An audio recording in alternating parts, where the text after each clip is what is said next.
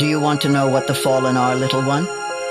In a sense, they are angels, but not the angels your mom imagines she prays to. Brass trumpets picnicking in the clouds. In their true essence, they are great swirling engines of wing and blood, fiery eyes that peer around the corners between worlds. Dark, radiant things conjured from fresh battlefields. A Frankenstein's Valkyrie, forever crashing to Midgard. What grief demands their hate, what vast cannibal hunger. Welcome to the Fallen Cycle Mythos podcast. This is a universe full of secrets, waiting for those brave or foolhardy enough to seek them out. Cycle 1. Tales from When I Had a Face was written and produced by James Curcio, with editing by Brian Johnson. A modern fairy tale about death, loss, and finding redemption in the strangest places for those of us still haunted by the uncertain, occult logic of dreams. The fully illustrated black and white edition of this book is available at Amazon.com. The soundtrack features the work of David Bessel, along with additional contributions credited in the individual episode notes. Support for this project is pivotal. By becoming a patron at patreon.com/mythosmedia, that's MYTHOS media, you enable us to make more content like this and to be able to hire on more freelance artists in future works. Discover more about the transmedia Mythpunk Fallen Cycle universe at fallencycle.com. This podcast contains adult themes and may induce psychosis. And now, this week's episode. Season 2, Episode 2, The City of Stars Has Fallen. They say that theatrical violence is nothing like the real thing. Maybe that is so, but when seen for what it truly is, life is strangely like a play. Here you might glimpse the dual meaning of Oyon. Imagine the actors taking a bow after their surreal performance, only to find the audience are already all rubbing their eyes and talking about their plans for the evening. The fantasy no longer holds sway over them. The critics might say, well, it was interesting, but a little overdone. Nothing like that is really believable after all. Yes, another agrees. A little heavy-handed. Life can hardly live up to the demands of art. They are all concerned with what is sensible. Let me tell you, life is not sensible. Beneath the veneer of our stories, all is madness. Why else would we need a story to hold our hand as we walk through the darkness? No Armageddon in my days on Earth rivals the fall of the City of Stars, the second home of the first children of Alteran. The skyline blazed under the celestial sphere, red as if the sun herself bled with shame on that evening. Smoke rose in that bloody dusk, casting a haze over all we could see. I can still see it clearly. Eluane was standing on a stone terrace that jutted out of the palace's northern side, several flights up from the streets below. He was flanked by Imari dignitaries, their prince and king, and of course, the rest of us. I was right in the midst of it, those shock clouds' memories sure as smoke. The arched door remained open, tapestries fluttering in the wind, now heavy with soot rather than summer flowers and incense. Fires already rage through the palace, Sama said, a haunted tone tinging his voice to a semblance of calm, even though his feelings were clearly quite the opposite. We saw the long road that wrapped around the building beneath us, leading on one side toward houses and the baths, and on the other to the fabled library. Wallaj stared above at that glyph of baleful fire that marred the heavens. The goddess of Babylon must have whispered in Mibari ears as they dreamed, enticed this rage from their ruined hope. There could be no other explanation, he thought. Sama produced a length of knotted rope that he tossed over the side of the ledge. When it reached the ground, he tied it firmly to the railing and yanked it hard as he looked our way, as if to demonstrate that it could hold our weight. Time for us to go, he said, descending with great agility. Elena peered over the ledge. I can't, she said. She coughed and tears welled in her eyes. Still, she would not budge.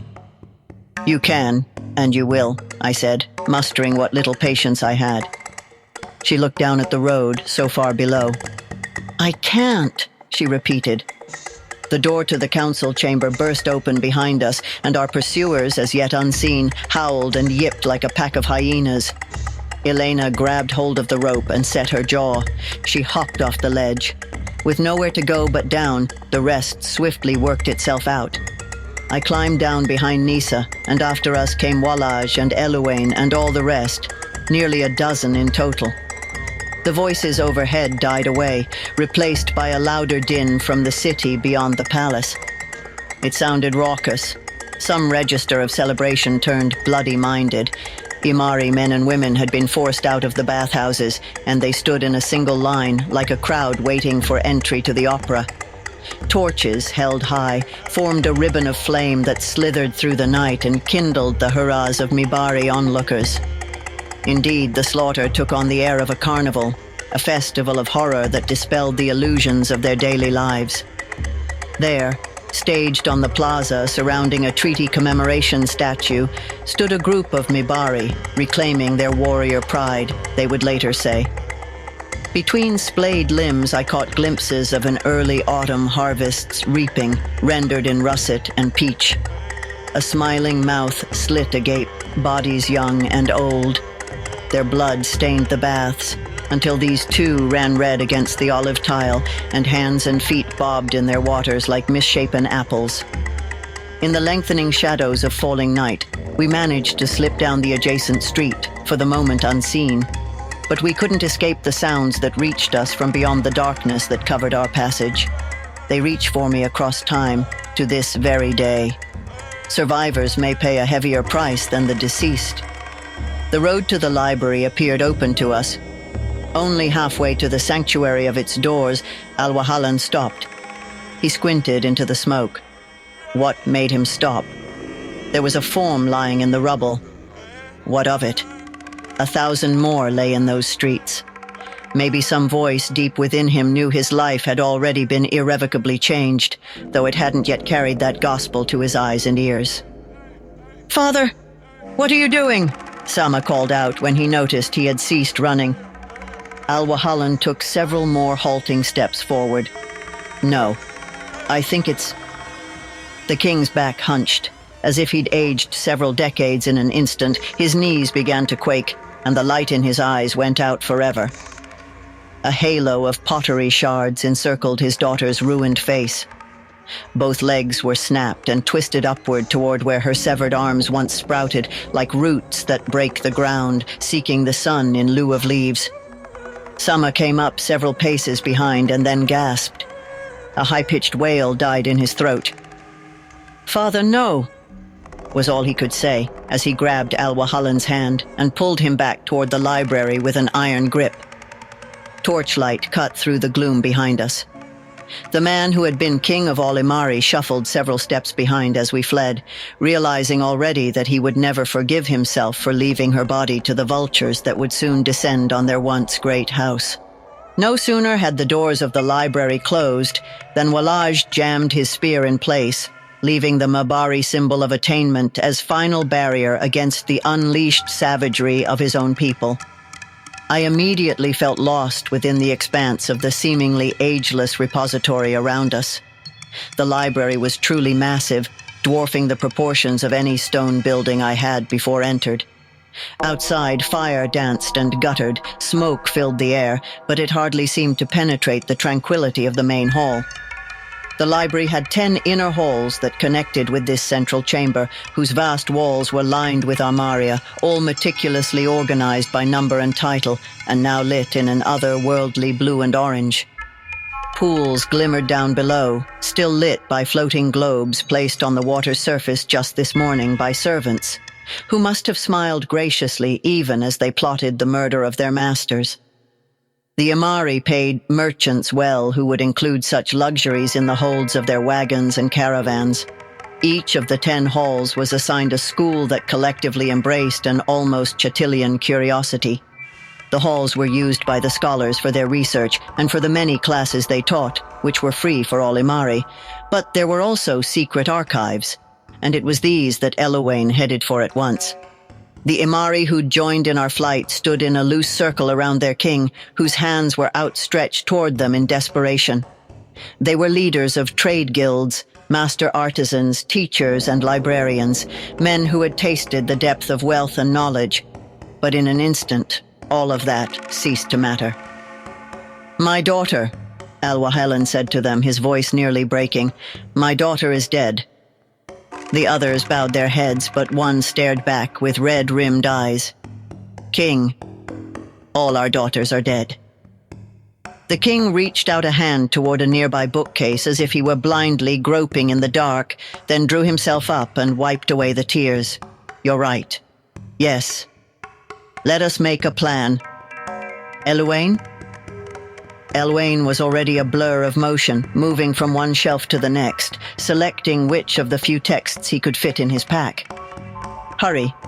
Tell them to gather your books," Eluane said with a forced whisper. "I don't understand. My daughter is dead. My city is in flames. Why are we gathering books?" the king asked. He could barely make out the figures around him, as if they were the wavering forms above the surface of a lake, and he was submerged in its depths, still falling deeper into a paralytic silence. "They contain the parts of you worth saving," Eluane said, without any apparent measure of sympathy. A thud echoed dully through the hall, and the doors shook and rattled. "I'd rather not burn to death with the record. Is there a way out of here?" I asked impatiently. Sama nodded. "Yes, through the caverns, to the old roads leading north to the waste, and then—" "A graveyard," Eluane interrupted. "Nearithia," Sama said, finishing his thought.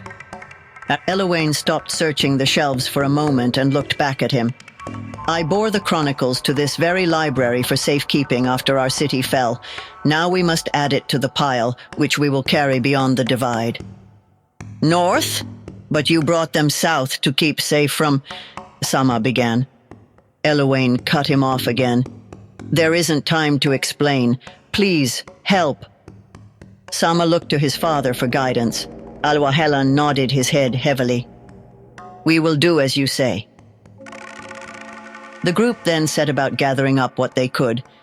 I could hear Eluane muttering to himself as he placed books and scrolls lovingly in the deep folds of his pack. The aging Imari king craned his neck to catch the titles on the higher shelves as he paced amongst the aisles. "I don't want to leave anything behind," he said wistfully, as if he were a boy talking about a trunk full of his little toy soldiers.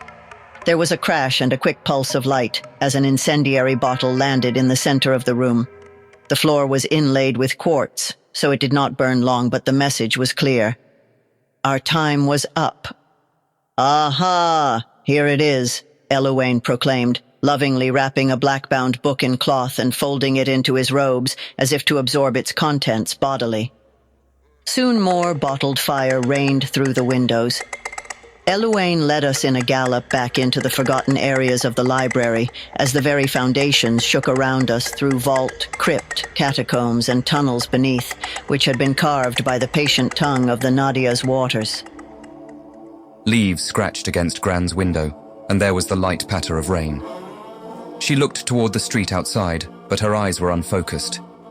Eluane later explained to me, "A library isn't a bunch of books. It is a repository of memory, the image of a world. A life is a sort of book, and a book is a sort of tree, and so a life is also a sort of tree. What are you without your memory, my Aita? A whisper in a gale. Death is a black hole, a void at the heart of a star. It is that place where its future is already writ, an indentation at the heart of being. Time and again you can only be the person you are. Time," she sneered. "What of it? Time is merely space being made for this story to unfurl its wings across your back. You must learn the secret of omission. The gaps in memory, the holes from one life to the next, are a fathomless unknown which may as well span the universe. We never know how much we don't know. The dark dream of the dead is for but a single moment, and it is the only moment of omission. That moment is every moment. All others are deceit. Yet in life, we all feel as though we live in fallen times, and we are all struggling to reclaim who we were before the last revelation stripped us of our most beloved lies. Those lies that bind a people together, blood and bone. Our skin is that paper, our blood, ink. Tell me, What lies do I mean? Aita didn't hesitate. Flags, the false cross, the world of men. Yes, I am pleased you have been paying attention. Like hope, every day these lies can take a little more of you, like a homunculus perched atop your diaphragm, gloating with his crooked smile. That ugly little dwarf. He will fill your head with daydreams of a promised final paradise.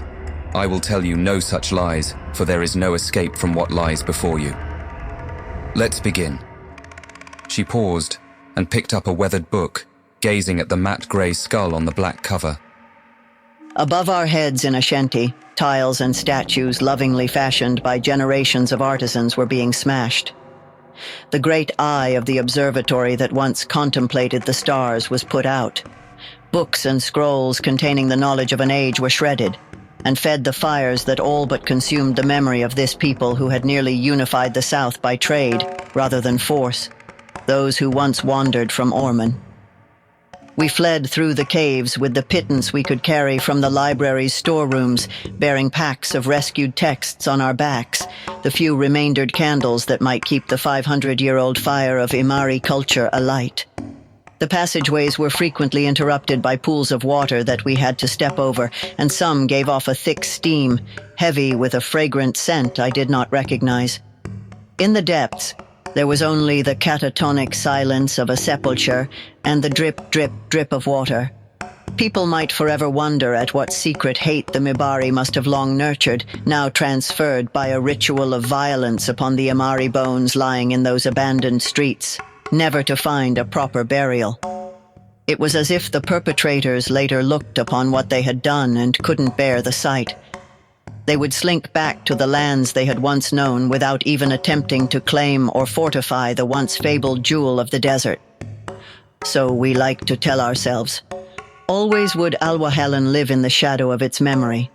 Though he escaped with us in body, a part of the former king was left behind forever in that rubble, amidst the mounds of shattered pottery that had cut his young daughter's skin to ribbons. Grief swallows you, and the focus of your life shrinks to what you can hold in your hands. Gone were the spires and the baths, the maze of gardens. Gone was the safety his people felt, knowing they could always follow their star and that their home would be there, waiting for them. Inside those walls, fragile things once grew that might never take root elsewhere. To the Imari, all lands would now be foreign, and they would be foreign to them. This was the fate they were destined to bear. If the Mibari were guilty, then so too were the Imari themselves. For me, this was a dagger that took a while to find its wound. I was so caught up in our flight that it would only be in dreams, many years hence, that the heads of beautiful Imari artisans would once again come to life as adornments on the tips of halberds and pikes, when long-dead dancers would jerk upright, ready for another macabre performance. This was not the first or last time this play would be performed. It has and will repeat itself forever, for dreams of vengeance and acclaim will always disturb the sleep of the living. It is the price we pay. We remember, and we tell the tale. We carry the horror with us into the future. We must pay a great deal to keep their memory alive, and Eluane paid the greatest price of all, to maintain this record. It must be this way, burden or no. History without a chronicler is merely an abattoir. The tunnel mouth opened to the sky, and we emerged as if born anew into the air from the side of an immense, oddly shaped stone. The land we discovered beyond was forbidding, a seemingly endless stretch of desolation. The wind blew dry and cold, startlingly cold for the desert, just at the brink of dusk. I gazed back on the doomed city. A great cloud of smoke swirled eastward, and concentric circles of vultures spun against a bruised steel sky, forming what looked like some arcane gateway in the heavens. Where did this gate lead? Surely nowhere good. None of us could yet speak, and time was short. They would hunt us down if we slowed. We turned our backs on this ill omen and pressed forward, passing between us the water skins we had filled in our escape through the catacombs, though our lips and faces chapped quickly in the blowing dust. The land that had been Ashenti would forevermore join the waste, for though the cinders would soon blow away, nothing else could ever flourish here, even if people no longer recalled what had transpired. The lingering blight of the ruined city would eventually expand to consume the whole tract that now stood between us and the divide.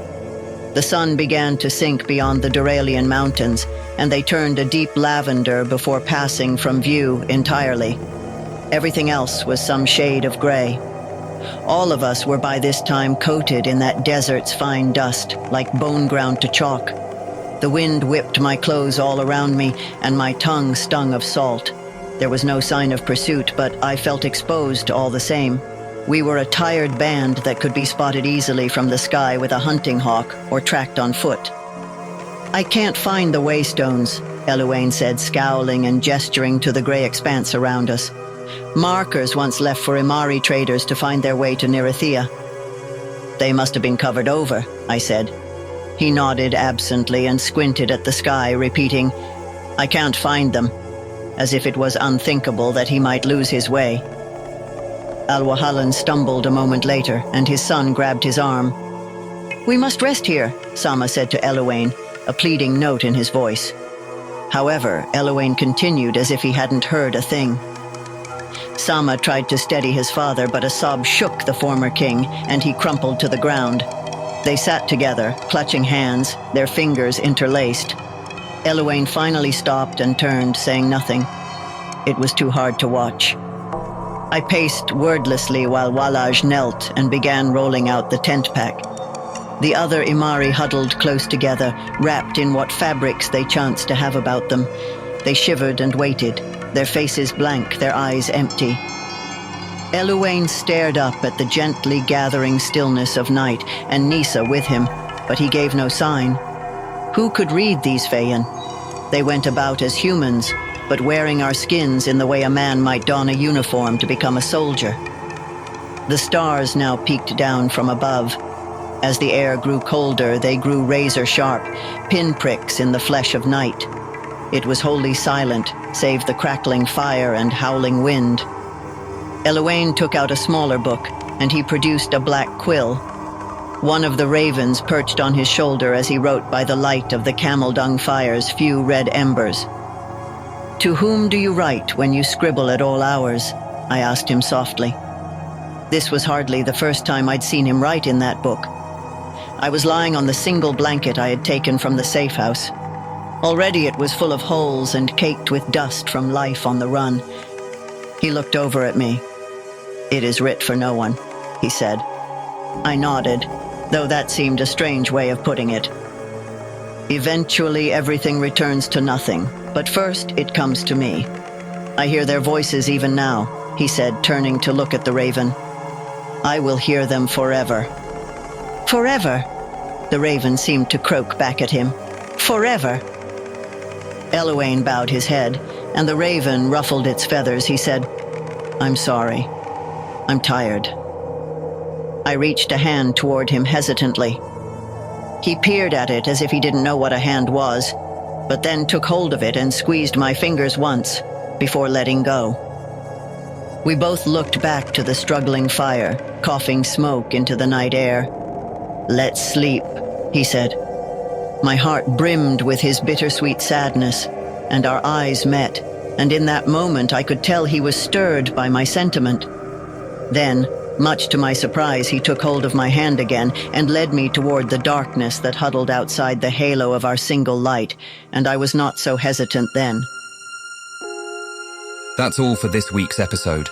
Stay up to date with upcoming episodes by subscribing at fallencycle.podbean.com or wherever you prefer to listen to your podcasts. Check out the work of the contributing musicians. Those links and additional information is available in the text provided along with this episode. This audio edition was produced by James Kershaw, along with text-to-speech synthesis. A statement on the use of LLMs is available on our website for those curious about how we do and don't use these technologies. This podcast is Creative Commons 3.0, Attribution, Share and Share alike, non-commercial use.